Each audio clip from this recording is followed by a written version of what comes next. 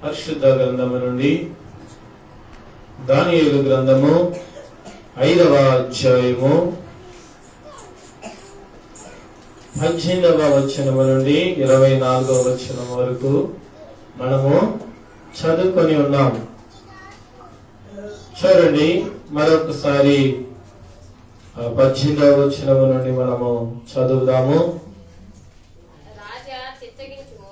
రాజా చిత్తగించుము, మహోన్నతులకు దేవుడు మహాశ్రద్ధస్యను రాజ్యమును ప్రభావమును ఘనతను నీ తండ్రి నెబుకద్నెజరునకు ఇచ్చెను.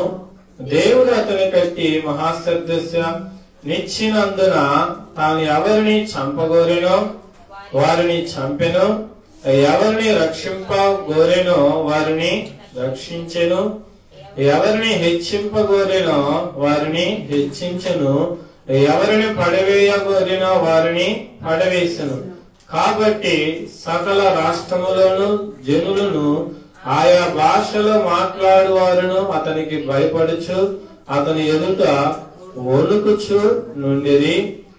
అయితే అతడు మనస్సును అతిశ్రయించి బలాత్కారము చేయుటకు తన హృదయమును కఠినము చేసుకొనగా దేవుడు అతని ప్రభుత్వమును తన యొద్ద నుండి తీసివేసి అతని ఘనతను పోగొట్టెను. చాలు. చూడండి ప్రియమైన దేవుని బిడ్డలారా, ఈ నెబుకద్నెజరు అనే రాజును గురించి, తన కుమారుడును గురించి ఈరోజు మనము ధ్యానము చేద్దామండి. చూడండి, మొదటగా ఈ రాజు దేవుడు తనకి మంచి ఉన్నతమైన స్థానాన్ని ఇచ్చాడు కదండి. నెబుకద్నెజరుకి ఇశ్రాయేలు ప్రజలని, వారి రాజ్యాన్ని ఆయన చేతికి అప్పగించి వారి మీద అధిపతిగా అతన్ని చేసి ఉంచి అతన్ని ఏదైతే చేయాలనుకుంటాడో, రాజు ఏదైతే చేయాలనుకుంటాడో అవన్నీ దేవుడు జరిగిస్తూ వస్తున్నాడు కదండి. ఆలోచించండి, మనం ఏదైనా చేయాలంటే చేయగలుగుతామా? మనం ఏదైనా సంపాదించాలంటే సంపాదించగలమా? లేదు.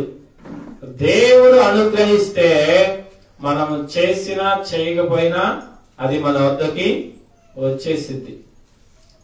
కానీ ఈ విషయాన్ని నెబుకద్నెజరు ఆలోచించకుండా తను చేసేదంతా సఫలమవుతుంది కాబట్టి, తను చేసేదంతా జరిగిపోతుంది కాబట్టి ఏమనుకున్నాడండి? అతని మనస్సున గర్వించాడు. 20వ వచనంలో చూస్తే, అయితే అతడు మనస్సును అతిశ్రయించి బలాత్కారము చేయుటకు అతని హృదయమును కఠినము చేసుకొనగా దేవుడు అతని ప్రభుత్వమును అతని యొద్ద నుండి తీసివేసి అతని ఘనతను పోగొట్టాడు. మనస్సులో అనుకున్నాడంటే గర్వించాడు. నిజమే ప్రియమైన దేవుని బిడ్డలారా, మనము దేవుని యొద్ద చాలా అవసరతల కొరకు, చాలా పరిస్థితుల కోసమై ప్రార్థన చేస్తాం కదా. ఆ దేవుడు వాటికంటే ఉన్నతమైనయే ఇస్తాడు. మనం ఒకటి అనుకుంటే ఆయన 4 ఇస్తాడు, అధికమైన ఆశీర్వాదమునే ఇస్తాడు. కానీ ఆ అధికమైన ఆశీర్వాదాన్ని బట్టి మన హృదయము, మన మనస్సు పొంగి ఏమైపోద్దండి? కఠినమైపోద్ది. ఏ పనులు చేయడానికి, దుర్మార్గమైన పనులు చేయడానికి తావస్తా ఉంటది కదా. అధికమైన సుఖం వస్తే అంతే, కావలసినంతే ఉండాల, అధికంగా ఉండవలసిన అవసరం లేదు. తగినంత మాత్రమే ఉంటే మనం ఆ తగిన జీవితానికి తగ్గట్టుగా మనము జీవించగలము. అయితే నెబుకద్నెజరుకి దేవుడు దేవుని కుమారులైన వారి ఆ మందిరములో ఉన్న ఉపకరణాలని, వస్తువులని అన్నిటిని అతని చేతికి అప్పగించి, ఆ జనులను అప్పగించి, అతడిని ఎవరిని హెచ్చించాలనుకుంటే వారిని హెచ్చిస్తున్నాడు, ఎవరిని తీసేయాలనుకుంటే వారిని తీసేస్తా ఉన్నాడు. ఇందును బట్టి అతను హృదయం గర్వించినప్పుడు అతనికి ఏం జరిగిందో చూడండి. ఆ 21వ వచనంలో, అతడు మానవుల యొద్ద నుండి తరమబడి పశువుల వంటి మనసు గలవాడాయను. ఏంటండి? గర్వించిన ఆ హృదయాన్ని బట్టి, తనకున్న ఆస్తిని బట్టి, తనకున్న ఘనతను బట్టి, అతను చేసిన ఆ దోషమును బట్టి ఎలాంటి వాడయ్యాడంటండి? మానవుల్లో నుంచి తరమబడ్డాడంట. అంటే ఊర్లో లేడు, ఏడన్నాడు? అడవిలోకి పోయాడు. జంతువుల వంటి స్వభావం వచ్చిందంట. జంతువులు ఏడుంటాయండి? జంతువులు ఏడుంటాయి? అడవిలోనే ఉంటాయి కదా. అవి అక్కడే గడ్డి మేస్తాయి, అక్కడ ఉండటమే వాటికి ఇష్టము కదా. అక్కడ అది ఏది చేసినా ఎవరికి ఏమి కాదు. చూడండి, రాజు అయి ఉండి ఘనత నొందిన వాడు, గనుడు, అన్ని రాష్ట్రాల వారు ఇతనికి భయపడిపోయిన వారు కదా. అలాంటి వాడికి ఇలాంటి స్థితి వస్తే ఏమనుకుంటారు ఆలోచించండి. ఈ బజారులో లేకుంటే మీ కుటుంబంలో నువ్వు గనురాలిగా నువ్వు ఉన్నావు అనుకో, నీ స్థితి దిగజారిపోతే ఎంత క్షేమం ఆలోచించండి. అంత అపకీర్తి కదా. ప్రియమైన దేవుని బిడ్డలారా, ఎందుకు వచ్చింది అపకీర్తి అంటే నీతిని వదిలేశాడు, యథార్థతని వదిలేశాడు, తన హృదయాన్ని కఠినపరుచుకున్నాడంట. ఏదండి? బలాత్కారము చేయుటకు అతని హృదయమును కఠినము చేసుకొనెను. ప్రియమైన దేవుని బిడ్డలారా, దేవుని సన్నిధిలో నీవు నమ్మకమైన వాడిగా, నమ్మకమైన దానిగా మనము ఉండాలి. ఆ దేవుడిచ్చిన ఆశీర్వాదాన్ని బట్టి మనము నమ్మకముగా ఉంటే ఆ దేవుడు మనల్ని ఇంకా మెండైన వారిగా కదా. ఏ భాషలో మాట్లాడేవారైనా సరే, ఏ రాష్ట్రం వారైనా సరే, నిన్ను గౌరవించేవాడిగా, ఎంత ఉద్యోగస్తుడైనా సరే నిన్ను మర్యాదగా పిలిచేవాడిగా దేవుడు నిలబెడతాడు. కానీ మనము ఆ స్థితిని ఉంచుకోము. ఎందుకంటే సహజంగా మానవుల్లో ఉన్న నైజం ఏంటంటే సుఖాలు వచ్చేకుండి కోరికలు ఎక్కువైతా ఉంటాయి కదా. సుఖాలు వచ్చేకుండి కోరికలు ఎక్కువైపోయి ఆ కోరికలు కాక ఏమైపోతాయండి? పతనానికి దారి తీసుకుంటాయి, పతనానికి దారిగా పోతా ఉంటాయి. ప్రియమైన దేవుని బిడ్డలారా, చూడండి, దేవుడు అంతగా చేసి అలా చేస్తే అతను అతిశ్రయించి గర్వించి మానవుల స్వభావం వచ్చింది. ఏమండి?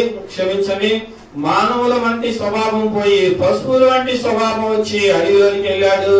అడవిలో ఏం చేశాడు? గడ్డి తిన్నాడు. చూడండి, 21వ వచనం లాస్ట్ లైన్ లో, అతడు తెలుసుకునే వరకు అతడు అడవి గాడిదల మధ్య నివసించుచు పశువుల వలె గడ్డి మేయిచు ఆకాశపు మంచు చేత తడిసిన శరీరము గలవాడాయను.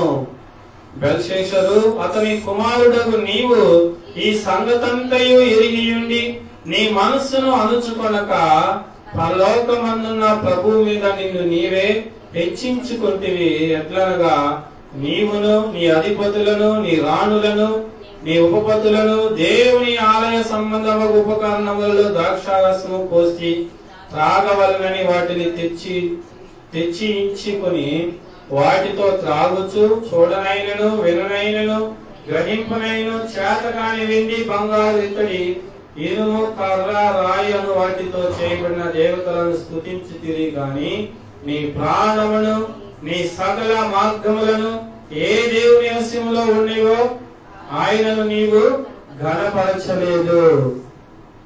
చూడండి ప్రియమైన దేవుని బిడ్డలారా, నెబుకద్నెజరు అతిశ్రయించినందుకు దేవుడు ఆయనకు ఒక బుద్ధి చెప్పాడు.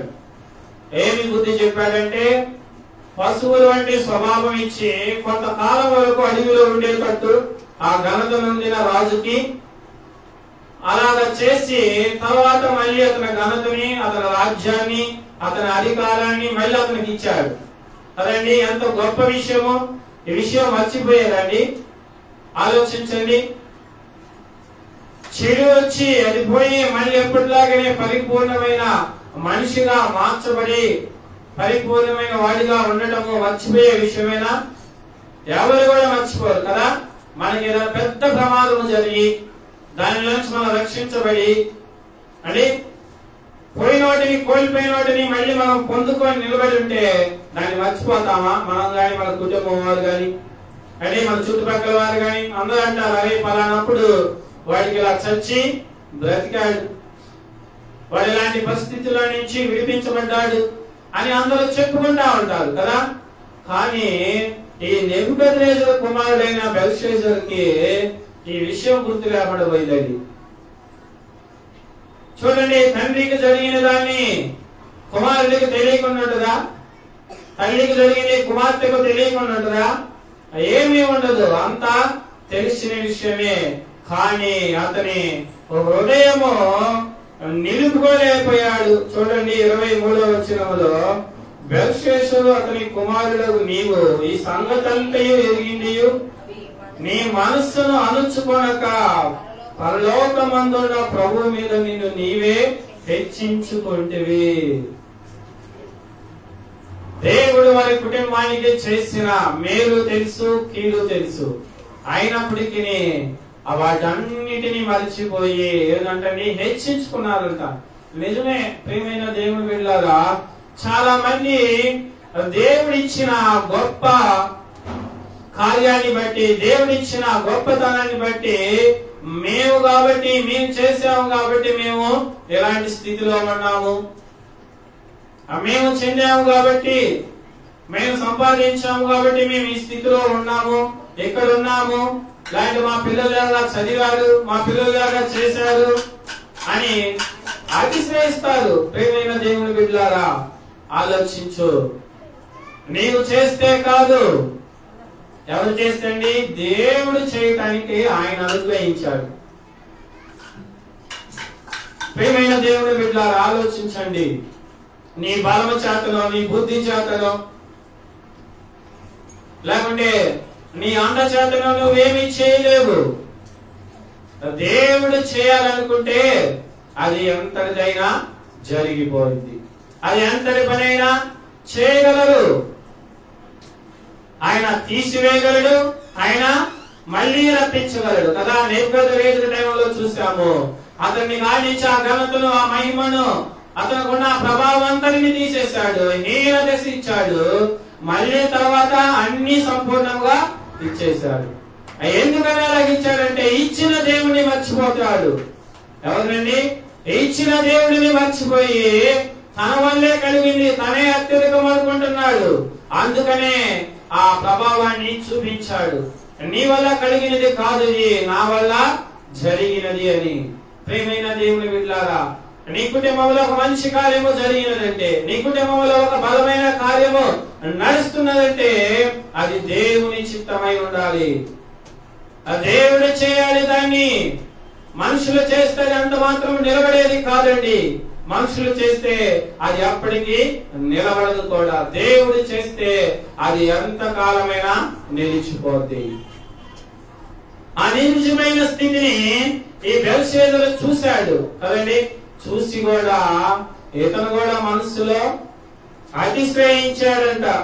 చూడండి, ఇతను చేసిన ఆ తప్పు ఏంటంటే పరలోకమందున్న తండ్రి వాళ్ళ తండ్రి గారికి చేసిన పనిని మర్చిపోయి వాళ్ళ తండ్రి గారి ద్వారా తేపడిన మందిరంలోని ఉపకరణములతో, మందిరంలో వాడబడిన పాత్రలలో, గ్లాసులలో ఏం పోసుకొని తాగాడండి? ద్రాక్ష రసం పోసుకొని వాళ్ళ అధిపతులు, వాళ్ళ రాణులు, వాళ్ళ సైనికులు, ఒక 1000 మందితో ఆయన ఏం చేస్తున్నాడు? విందు చేస్తున్నాడు. అది దేనితో అండి? మందిరములోని ఉపకరణములతో. ప్రేమైన దేవుని బిడ్డలారా, దేవునికి సంబంధించిన వస్తువులను చాలా జాగ్రత్తగా ఉంచాలి కదండి. దేవుని ఆలయాన్ని చాలా పరిశుద్ధంగా ఉంచాలి. దేవుని ఆలయంలోని వస్తువులను చాలా శుభ్రంగా చేయాలి. ఎలాగ పెడితే అలాగ నీకు నచ్చినట్లుగా వాడుకోనా పడదు. కానీ ఈ బెల్షాజరు అయితే తనకి ఇష్టం వచ్చినట్లుగా వాడేశాడు. తనకి నచ్చినట్లుగా వాడినందుకు ఆ దేవుడు అతన్ని శిక్షించాడు. ఏం చేశాడండి? అతని దగ్గర ఉన్న ప్రభుత్వాన్ని పీకేశాడు, తన కాడున్న అధికారాన్ని తీసేశాడు. ప్రేమైన దేవుని బిడ్డలారా, పరలోకమందున్న తండ్రి కంటే హెచ్చించుకున్నాడు. ప్రభు మీదే నిన్ను నీవే హెచ్చించుకుంటివి. చూడండి 23వ వచనములో, నీ మనసును అణుచుకొనక పరలోకమందున్న ప్రభువు మీద నిన్ను నీవే హెచ్చించుకుంటివి, ఎట్లనగా నీవు నీ అధిపతులను. పరలోకమందున్న తండ్రి కంటే నీవే అధికుడుగా. ఎందుకంటే మనం చేసిందల్లా జరుగుతుంది కదా, మనం ఏ పని చేసినా రాణిస్తున్నాం కదా, అందుకని మనమే గొప్పవారము. ప్రియమైన దేవుని బిడ్డలారా, కాదు. ఎప్పటికీ నీవు అలా ఆలోచన చేసుకోమాక. నీవు చిన్న పని చేసినా పెద్ద పని చేసినా దేవుని కృప, ఆయన సన్నిధి, ఆయన హస్తబలము నీకు తోడుగా ఉంది కాబట్టి నువ్వు వాటిని చేయగలుగుతున్నావు. ఆయన సన్నిధి నీకు తోడుగా ఉన్నది కాబట్టి, ఆయన కాపుదల నీకు తోడుగా ఉన్నది కాబట్టి నువ్వు వాటన్నిటినీ చేయగలుగుతున్నావు. ప్రియమైన దేవుని బిడ్డలారా, చాలా మంది ఇవి మర్చిపోతున్నారని మనస్సును అణుచుకోవటం లేదు కదా. బెల్షెజరు దేవుడు వారి కుటుంబంలో తనకంటే ముందుగా ఉన్న తన తండ్రికి చేసిన విధాన్ని చూసి కూడా మర్చిపోతున్నారు. ప్రియమైన దేవుని బిడ్డలారా, ఆలోచించండి. మీ జీవితానికి మీరు ఆస్వాదించుకోనండి. బెల్షెజరు జీవితానికి జరిగిన దాన్ని నీ జీవితంలో నీవు అనువాదించుకొని చూడు. దేవుడు నీ కుటుంబంలో ఎలాంటి పరిస్థితులలో ఆనందాన్ని ఇచ్చాడు, ఎలాంటి పరిస్థితులలో నీకు మేలు చేశాడు, ఎలాంటి పనులలో నుంచి నిన్ను బయటకు తీసుకొచ్చాడు, ఎలాంటి పరిస్థితుల్లో నుంచి నిన్ను బయటికి లాగాడు. ఏమండి, అయితే ఇలాంటి మంచి కార్యాలు చేసి ఇలాంటి ఉన్నతమైన స్థితిలో దేవుడు నిన్ను నిలబెడితే నీవు నీ మనసును అణుచుకుంటున్నావా? ఏమండి, ప్రియమైన దేవుని బిడ్డ, ఆలోచించండి. నీ హృదయాన్ని నీవు అణుచుకుంటున్నావా? ఆ దేవునికి తగినట్లుగా నీవు జీవిస్తున్నావా? బెల్షెజరు తన అధిపతులు అందరూ కలిసి దేవుని ఉపకరణాలని వారు పాడు చేశారు. ప్రియమైన దేవుని బిడ్డలారా, ఆలోచించు. దేవుడి ఆలయంలో ఉన్న వస్తువుల్ని పాడు చేస్తే దేవుడు అతని ప్రభుత్వాన్ని అతన్ని తీసివేశాడు కదా. కానీ దేవుని ఆలయాన్ని పాడు చేస్తే ఇంకెలా ఉంటుందండి పరిస్థితి? ఆలోచించండి. ప్రియమైన దేవుని బిడ్డలారా, ఉపకరణాలని పాడు చేస్తేనే దేవుడు అతనికి ఏమీ లేకుండా తీసివేస్తే దేవుని ఆలయాన్ని పాడు చేస్తే ఎలా ఉంటది అండి? దేవుని ఆలయం అనగానే ఏదో చర్చిలోకి వెళ్ళి నువ్వు చర్చిని పాడు చేయడం కాదు. ప్రియమైన దేవుని బిడ్డలారా, ప్రియమైన దేవుని బిడ్డలారా, దేవుని ఆలయము, నీ దేహమే దేవుని ఆలయము కదా. నీ దేహము చేత నువ్వు ఏ పాపమైతే చేస్తావో, నీ కనుల చేత, నీ చెవుల ద్వారా, నీ పాదముల ద్వారా ఏ పాపమునైతే జరిగిస్తుంటావో దేవుడు లెక్క చూస్తాడు. బెల్షెజరుకు చూసినట్టుగా నీ కూడా లెక్క చూసి నీ మనస్సును నీవు అణుచుకొనకపోతే, నీ హృదయాన్ని నీవు ఆధీనంలో పెట్టుకోకపోతే దేవుడు నిన్ను శిక్షిస్తాడు. జాగ్రత్త. ఆయన చూసినంత కాలము చూశాడు, ఆయన కృపను అనుగ్రహించాడు, ఆయన దయను నీకు అనుగ్రహించి నీకు మంచి రోజులు, మంచి ఆరోగ్యము, మంచి జీవితము, మంచి భార్య, అలానే మంచి పిల్లలు అందరినీ దేవుడు నీకు అనుగ్రహించి నీ కుటుంబము నీవు సుఖ సంతోషాలతో ఉంటే నీ హృదయం ఎలాగుంది? తప్పిపోయింది. దేవుని కంటే హెచ్చుగానే చేసుకుని నాకేమి దిగులే, నేను చేస్తున్నాను, నేను ముందుకు సాగుతున్నాను అనుకుంటున్నావేమో. ప్రియమైన దేవుని బిడ్డలారా, దేవుడు ఒకనొక రోజు నీ మనస్సును బట్టి నీకు తీర్పు తీరుస్తాడు. ఏమంటే రావట్లేదు అనుకోమాక. ఎందుకంటే దేవుడు దయాళుడండి. ఆయన కృప కలిగిన దేవుడు, దయ కలిగిన దేవుడు ఆయన. అందుకే ఆయన చూస్తూ ఉన్నాడు. ఎప్పటికైనా సరి చేసుకుంటావేమోనని, ఎప్పటికైనా నీ మనస్సును అణుచుకుంటావేమోనని, ఎక్కడైనా మానుకుంటావేమోనని. ఏమండి, ఏం నీటి మీద కలిసింది నీ మనసు? చాలా మంది మనసు తిండి మీద, తాగుడు మీద, ఇంకా వ్యభిచరించడానికి రకరకాల కొంతమంది వస్తువుల మీద. అండి, ఏదైనా వస్తువు చూశారంటే అది కొన్నదాకా వారికి నిద్ర పట్టదు. ఎందుకని? వారి మనస్సును వారు అదుపు చేయలేరు కదా, వారి హృదయాన్ని వారు అదుపులో పెట్టలేరు. ప్రియమైన దేవుని బిడ్డలారా, నీ మనస్సును నీవు అదుపు చేయలేకపోతే, నీ మనస్సును దేవుని ఆధీనంలో నీవు ఉంచలేకపోతే ఉపయోగము ఏమీ లేదండి. నీవు పాడైపోతావు, నీ కుటుంబము పాడైంది. అంత అవసరమా? దేవుడిచ్చిన ఆ గొప్ప ఆశీర్వాదంలో నీ మనస్సును అణుచుకొని ఆయనకు ఇష్టమైన వాడిగా కదండి, ఆయనకు నచ్చిన వాడిగా ఉండాలి. చాలా మంది అంటా ఉంటారు, పాస్టర్ గారు మేము ఉండాలనుకుంటున్నాం కానీ ఏదండి మనస్సును అణుచుకొని ఉండలేకపోతున్నాం. మేము అడిగారండి, ఇద్దరు ముగ్గురు సహోదరులను అడిగితే, అన్నా మేము సినిమాలు చూడకుండా టీవీని చూడకుండా ఉండలేకపోతున్నాము, ఇక ఇంట్లో ఒక్కలనే ఉంటాము, ఏమి చేయాలో తోచడం లేదు అని మాట్లాడుతున్నారు. ప్రియమైన దేవుని బిడ్డలకు చెప్పాను, నీవు ఖాళీ సమయం దొరికినప్పుడల్లా ఏం చేయాలండి? బైబిల్ చదవాలి, ప్రార్థన చేయాలి. నీ మనసంతా దేవుని భక్తి మీదే, దేవుని మీదే ఆధారపడి ఉండాలి. నీ జీవితానికి అవసరమైన పని చేసుకున్న తరువాత నీకు ఖాళీ సమయం ఉన్నప్పుడు బైబిల్ మనము చదవాలి. కానీ ఇప్పుడు టెక్నాలజీ మారిపోయాలకే సెల్ ఫోన్ల మీద నాటికల మీద సాతానుడు క్రమక్రమంగా ఏదేటో తీసుకుపోతా ఉంటాడు. ప్రియమైన దేవుని బిడ్డలారా, ఎందుకు నీవు జయించలేవంటే చూడండి, యాకోబు గారు మంచి మాట రాసి పెట్టారు. చూడండి, యాకోబు పత్రిక 4వ అధ్యాయములో 7వ వచనంలో చూడండి.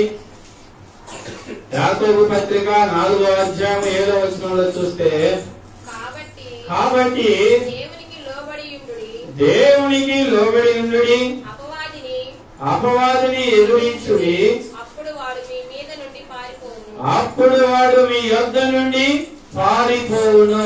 ఏం చేయాలంటండి? కాబట్టి దేవునికి లోబడి ఉండు. ఎవరికి? సినిమాకి లోబడి ఉండమాక, త్రాగుడికి లోబడి ఉండమాక, ఏదండి తిండికి లోబడి ఉండమాక. ఎవరికి లోబడి ఉండాలి? దేవుడికి లోబడి ఉండాలి. నువ్వు ఉన్నతమైన స్థితిలో ఉన్నా, నీవు లేని స్థితిలో ఉన్నా, ఏ స్థితిలో ఉన్నప్పటికీ ఎవరికి లోబడి ఉండాలి? దేవుడికి లోబడి ఉండాలి. నువ్వు దేవుడికి లోబడి ఉంటే అపవాది అప్పుడు పారిపోతాడు. చాలా మందిదే పాపం నుంచి విడిపింపబడకపోవటము, అది చిన్నదే, చిన్న పాపమే. ప్రియమైన దేవుని బిడ్డలారా, నీ చిన్న మనస్సులోనే పాపము నిన్ను నరకానికి తీసుకెళ్ళింది. భక్తి అంతా చేస్తావు, ఆజ్ఞలన్నీ పాటిస్తావు, కానీ ఆజ్ఞలన్నిటిలో ఏ ఒక్క చిన్న ఆజ్ఞ నీవు దయకొనకపోయినా ఆజ్ఞలన్నిటిలో నీవు అపరాధివే కదండి. ఆజ్ఞలన్నీ పాటించు, ఒక్క చిన్న ఆజ్ఞ నువ్వు తొలగిపోతే ఆజ్ఞలన్నిటిని నువ్వు పాటించిన వాడివే. ప్రియ సహోదరి సహోదరుడా, ఆలోచిస్తున్నావా? ఈ లోకంలో హెచ్చించాలన్నది దేవుడే, ఆయన తగ్గించాలన్నా దేవుడేనండి. కానీ ఆయన నీవు గుర్తెరుగుతున్నావా? ప్రియమైన దేవుని బిడ్డలారా, ఆలోచించండి. మన బలము, మన ఘనము, మన చదువు ఇవేమి మనకి పనికిరావండి, పనికొచ్చేవి కాదు, మన ద్వారా జరిగేదేమి కాదు. యేసు క్రీస్తు ద్వారే నువ్వు ఉన్నతమంతుడివి, ఉన్నతమైన స్థాయిలోకి వెళ్ళాలన్న యేసు క్రీస్తే. ఆలోచించు, మన పాపమును బట్టే మనము దిగజారిపోతా ఉన్నాం కదండి. ఉన్నతమైన స్థితిలో ఉన్న నెబుకద్నెజరు పశువు వంటి స్వభావం గలవాడే అడవిలో తిరిగాడంటే అతడు గర్వించాడు, యథార్థాన్ని విడిచిపెట్టాడు, కాబట్టి ఆ స్థితిలోకి దిగజారాడు. నీ కుటుంబంలో కూడా, నీ జీవితంలో కూడా వ్యతిరేకమైనవి, నాశనకరమైనవి, బాధకరమైనవి నీ కుటుంబంలో ఉన్నాయంటే, నీ జీవితంలో, నీ మనస్సులోనికి వచ్చాయంటే నీవు యథార్థతను వదిలిపెట్టావు, దేవుని విడిచిపెట్టావు, దేవుడి నుండి నీ మనస్సు దూరమైనదనే గుర్తు. ప్రియమైన దేవుని బిడ్డలారా, చూస్తూ ఉండే కూడా మారిన వారు చాలా మంది కదండి. చూశాడు, తండ్రిని చూసి కుమారుడు బుద్ధి తెచ్చుకున్నాడంటే లేదు లేదు కదా. కుమారుడు కూడా ఆ బాటలోనే నడిచాడు. ప్రియమైన దేవుని బిడ్డలారా, తల్లిదండ్రులుగా ఉన్న నీవు చేసే ప్రార్థనే నీ కుమార్తెలు, నీ కుమారులు చూస్తారు. నువ్వు మాట్లాడే మాటలే నీ పిల్లలు వింటారు. అంటే నువ్వు చూసే చూపులే నీ పిల్లలు అనుసరిస్తారు. నీ క్రియలనే దేవుడు అనుసరిస్తా ఉంటాడు. ప్రియమైన దేవుడు బిడ్డలారా, నువ్వు ఆలోచించి జాగ్రత్తగా నువ్వు ముందుకు నడుచుకోవాలి. దేవుని సన్నిధిలో నీవు క్రమముగా ఉండాలి. దేవుని సన్నిధిలో నీవు క్రమంగా ఉండి క్రమముగా నడుచుకుంటేనే నీకు మెండైన దీవెనలు. అదండి మనస్సును అణుచుకోవడం మనం చాలా ప్రాముఖ్యమైన విషయము. మన హృదయాన్ని మనం అణుచుకోవాలి. మన హృదయాన్ని మనం అణుచుకోకపోతే చాలా ఇబ్బందులు పడిపోతాం కదండి. బైబిల్ గ్రంథంలో చాలా మంది వ్యక్తులు ఉన్నారండి, హృదయాన్ని అణుచుకోనక ఆ దేవుడిచ్చిన ఆశీర్వాదములు పోగొట్టుకున్న వారు చాలా మంది, చాలా ఎక్కువగా ఉన్నారు. ప్రియమైన దేవుడు బిడ్డలారా, చూపిస్తే చాలా మంది ఉన్నారు. కానీ మా అందరికీ తెలిసిన వ్యక్తిని నేను మీకు పరిచయం చేస్తాను. చూడండి, న్యాయాధిపతుల గ్రంథము 14వ అధ్యాయము 3వ వచనంలో మనం చూస్తే సంసోను నుండి దేవుని కృపను పొందినవాడు. న్యాయాధిపతుల గ్రంథము 14వ అధ్యాయము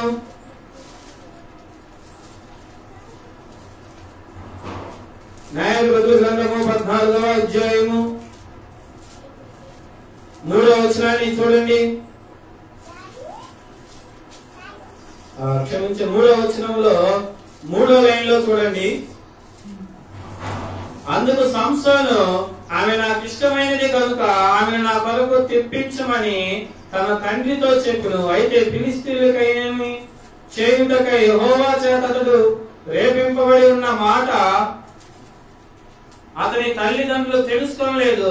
ఆ కాలంలో ఫిలిష్తీయులు ఇశ్రాయేలు మీద ఏలుచుండిరి. చూడండి ప్రియమైన దేవుని బిడ్డలారా, సంసోను ఫిలిష్తీయుల కుమార్తెలలో ఒకదాన్ని చూసి ఆమెను పెళ్లి చేసుకోవాలని అనుకున్నాడు. అదండి, ఆమెను పెళ్లి చేసుకోవాలనుకుంటే వాళ్ళ స్వజనులో చాలా మంది ఉన్నారు, వాళ్ళ సొంత వారు అనేక మంది ఉన్నారు. కానీ వారిని చేసుకోవడానికి ఆయనకి ఇష్టము లేదు. ఎవరిని చేసుకోవడానికి ఇష్టం ఉంది? ఏంటి, సున్నతి లేని వారు. దేవుడు ఎవరినైతే చేసుకోవద్దన్నాడో వారిని చేసుకోవడానికి ఆయనకి ఇష్టమైందంట కదా. ప్రియమైన దేవుని బిడ్డలారా, అందరి హృదయములు కూడా ఇలాగే ఉంటున్నాయండి. దేవుడు ఏర్పరచుకొని ఆయన సొంత రక్తంలో నిన్ను నీ కుటుంబాన్ని కడిగి ఆయన గొప్ప రక్షణ భాగ్యాన్ని ఇస్తే నీ ద్వారా ఆయన సువార్తను లేకుంటే ఆయన పనులను చేయించుకోవాలని ఆయన గొప్ప ప్రణాళికతో నేను సిద్ధం చేసుకుంటే మన హృదయం ఎట్లుంటున్నాయండి? సంసోను లాగానే. ఆ దేవుడు ఎవరితో అయితే కలవద్దంటున్నాడో వారితోనే కలుస్తాం. దేవుడు ఎవరితో అయితే స్నేహం చేయొద్దంటాడో వారితోనే స్నేహం చేస్తాం అండి. ఎవరైతే చేయొద్దంటారో వారి కాడికే స్నేహం చేయడానికి మనము ముందుకి వెళ్తా ఉంటాం. ప్రియమైన దేవుడి బిడ్డలారా, నీవు ఆలోచించు. దేవుడు మనకి మేలు చేసే దేవుడు అండి. మన ఇష్టము కాదు, మన ఇష్టము నెరవేరకూడదు. ఆయన ఇష్టము నువ్వు నెరవేర్చేవాడిగా, ఆయన పనిని నువ్వు నెరవేర్చేవాడిగా ఉంటే మన జీవితం అంతా సుఖమయమే. కారణ జన్ముడే సంసోను, అయినా గాని అతని ఇష్టాన్ని నెరవేర్చుకున్నాడు, దేవుని ఇష్టాన్ని నెరవేర్చలేదు కదండి. అట్లయినా తను ఇష్టపడి చేసుకొని అనుభవించింది ఏమైనా ఉన్నదా అంటే ఏమీ లేదు. దానివల్ల గొడవలు, తగాదులు, అతని ఆత్మీయ జీవితం అంతా పాడైపోయింది. ప్రియ సహోదరి సహోదరుడా, నీ ఇష్టము కొలది నువ్వు వెళితే దానిలో ఏ సుఖము ఉండదండి. దేవుని ఇష్ట ప్రకారంగా నువ్వు వెళితే నీకు సుఖము లేకపోయినా గాని నువ్వు గొప్ప కిరీటాన్ని పొందుతావు. దేవుని పనిని బట్టి నువ్వు హింసించబడ్డా, బాధింపబడ్డా, ఆయన సువార్త నిమిత్తమై నీకు ఎన్ని కష్టాలు వచ్చినప్పటికీ నీకు గొప్ప జీవ కిరీటం వచ్చింది. కానీ నీ ఇష్టము ద్వారా వెళ్తే నీకు సుఖము ఉండొచ్చేమో, కానీ ఎంతకాలము? కొంతకాలమే. సంసోను కూడా కొంతకాలమే. ఆ తర్వాత పడరాని శోధన, అనుభవించలేని బాధ, భరించలేని బాధ ఏమండి, తన జీవితము పాడైపోయింది. దేవుని ప్రణాళికలో నుంచి అది తప్పిపోయింది. ప్రేమైన దేవుని బిడ్డలారా, ఆలోచించు. నీవు కూడా ఇలాగే ఉన్నావా? నీవు కూడా అలాగే కొనసాగుతా ఉన్నావా?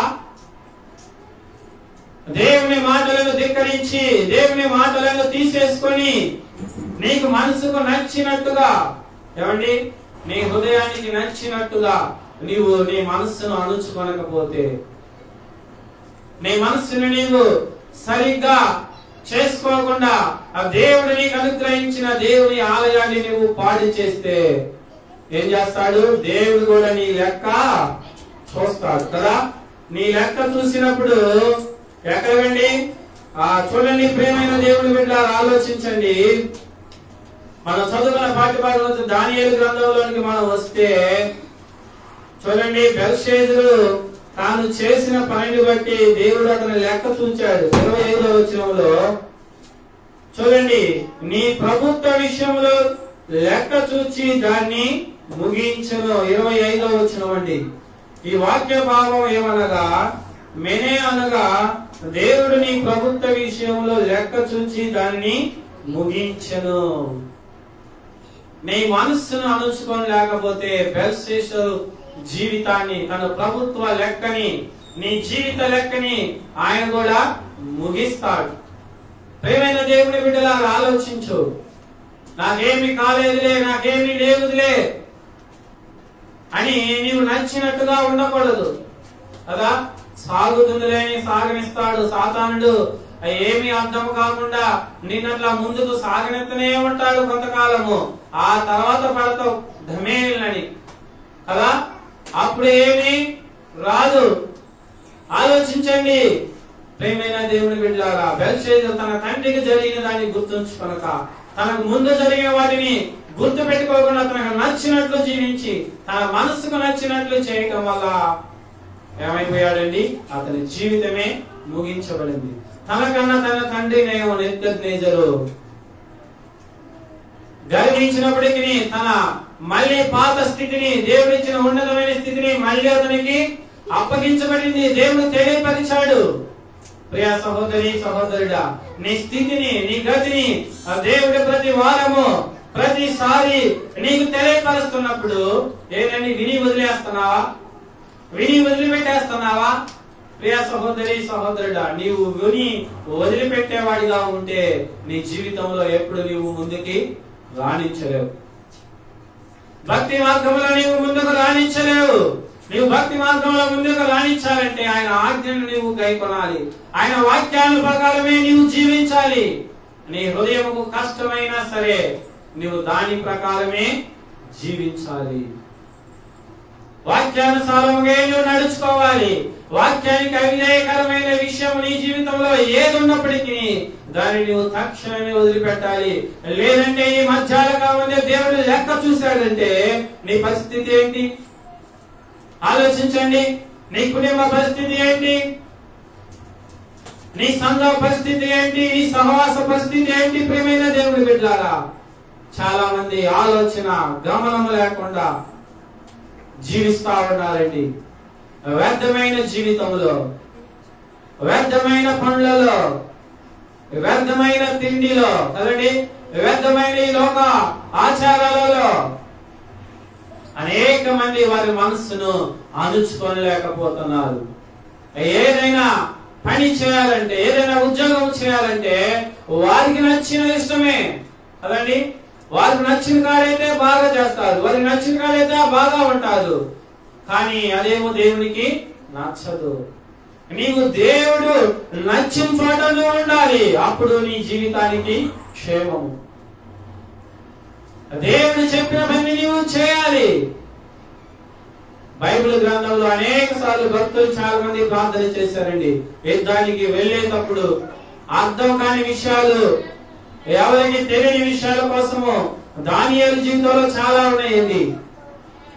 దానియేలు గ్రంథంలో చదివితే దానియేలు గారి విషయంలో అనేక కళలకి, రాజుకు వచ్చిన కళల భావాల గురించి అనేక వాటిని ప్రార్థన చేసి ఆయన తెలుసుకొని చెప్పగలిగినాడు కదా. దేవుడు నీతిమంతుడు, న్యాయవంతుడు అండి. నీవు కూడా నీ జీవితం విషయమై, నీ కుటుంబ విషయమై, నీ సంఘ విషయమై, నీకు ఏమి అర్థము కాకున్న సమయంలో నీవు మోకాలే ప్రార్థన చేయి. పరలోకమందున్న తండ్రి మర్మములను విప్పగలిగిన వాడు, ఆయన ఏదైనా చేయగలిగిన దేవుడు, ఆయన మార్గమును చూపించగలిగిన దేవుడు. ప్రియా యవన ప్రియుడా, సహోదరి, నీ జీవితంలో ఏమి తెలియక అయోమయంలో నీవు జీవిస్తా ఉంటే దేవుని దగ్గరికి రావాలి. దేవుని దగ్గరికి వచ్చి దేవుని సన్నిధిలో కూర్చొని నీవు ప్రార్థిస్తే దేవుడు నీకు గొప్ప మేలు అనుగ్రహిస్తాడు. దేవుడు ముందుకు మనం నడవడానికి సిద్ధముగా ఉంటాడు. ప్రియమైన దేవుని బిడ్డలారా, చాలా మంది అలాగా తెలుసుకునక పడిపోతా ఉన్నారు. అపవాదిని తరమలేకపోతున్నారు.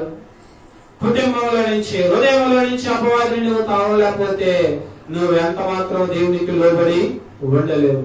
దేవునికి నువ్వు ఎప్పుడైతే లోబడతావో, ఎప్పుడైతే దేవునికి పరిపూర్ణమైన హృదయంతో ప్రార్థన చేస్తావో, అప్పుడు దేవుడు నీ కుటుంబంలో నుంచి ఆ సాతాను సింహాసనాన్ని తీసివేస్తాడు.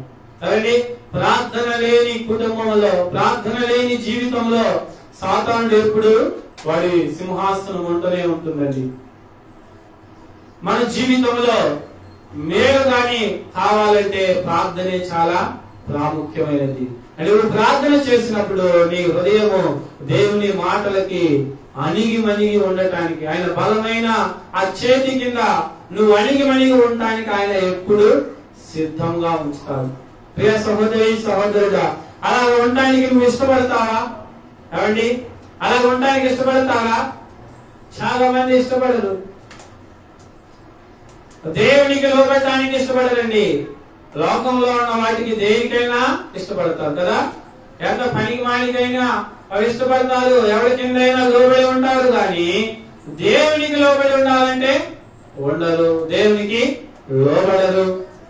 సర్వాధికారి అయిన చూడండి, బెల్షెజరు వినలేని వాటికి, కనలేని వాటికి ఏం చేశాడండి? స్తుతించాడంట, వాటిని ఘనపరిచాడు. వాటిని నీ జీవితంలో కూడా ఇలాంటివి ఉన్నాయా? పలకలేని వాటిని స్తుతిస్తున్నావా? వినలేని వాటిని ఘనపరుస్తున్నావా? ప్రియ సహోదరి, సహోదరుడా, అయితే ఈ మధ్యాహ్న కాల సమయం తెలుసుకో, యేసు క్రీస్తు పలికే దేవుడు అండి.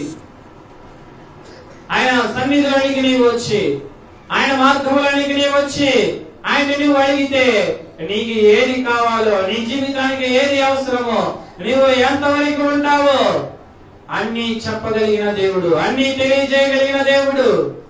ఆయన నీవు తెలుసుకొని ఆయన సన్నిధిలో నువ్వు నిరంతరము నువ్వు మెదులుతా ఉంటే, నిరంతరం ఆయన సన్నిధిలో నువ్వు ప్రార్థన చేస్తా ఉంటే ఆయన నీ పట్ల గొప్ప కార్యాలను చేయగలడు. ఆయన నీ పట్ల గొప్ప కార్యాలను చూపగలడు, చేయగలడు. ప్రియమైన దేవుని బిడ్డలారా, ఆయన శక్తిని ఎంత మాత్రము నీవు అంచనా చేయలేవు. ఏదైనా చేయగలిగిన దేవుడు, ఎలాగైనా ముందుకు మనల్ని తీసుకెళ్ళగలిగిన దేవుడు. అలాంటి దేవుడు నీవు కోరుకుంటే, అలాంటి దేవుడు నీ జీవితంలోకి వచ్చి ఆయన మేలును చేయాలంటే నీవు చేయాల్సిన మొట్టమొదటి పని ఆయనకి నువ్వు లోబడి ఆయన రక్తము ద్వారా నీవు కడగబడాలి.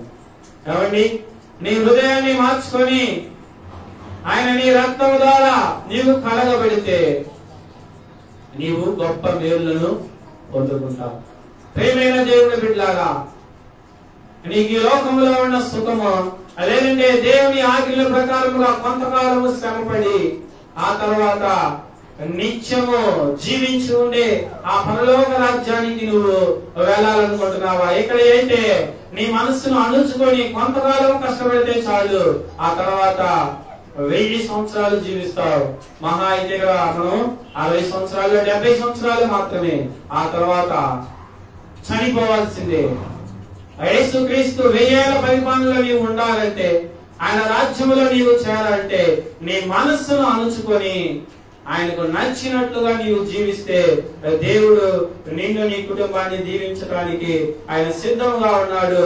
ఈ వాక్యాన్ని నమ్మితే ప్రియమైన దేవుని బిడ్డలారా, మోకరించి ప్రార్థన చేసుకుందాం.